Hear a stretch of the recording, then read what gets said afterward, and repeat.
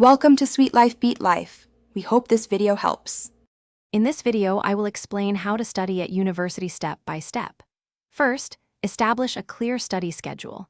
Dedicate specific times each week for different subjects, treating these sessions like important appointments. Break down large assignments into smaller, more manageable tasks.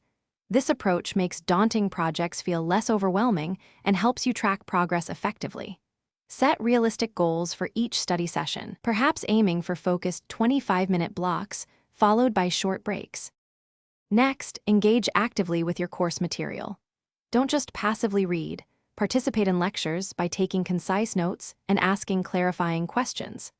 After each study session, take time to summarize key concepts in your own words. This process helps solidify your understanding and identify any gaps in your knowledge. Utilize tools like flashcards or practice questions to actively test your recall and reinforce learning, making your study time more effective.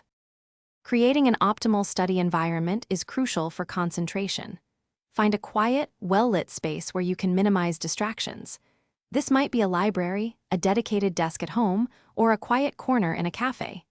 Ensure your study area is organized, with all necessary materials like textbooks, pens, and notes within easy reach.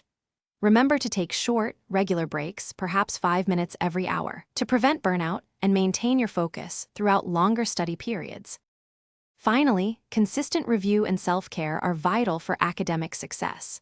Regularly revisit past material to reinforce your learning and ensure you're well prepared for exams. Don't underestimate the importance of prioritizing sleep and good nutrition. These are fundamental for supporting your cognitive function and overall well-being. Remember, a healthy mind and body are your best assets for effective studying. Also, check the description for a link to Little Trees, Black Ice, and other great deals. Thanks for watching. Consider subscribing if we helped you.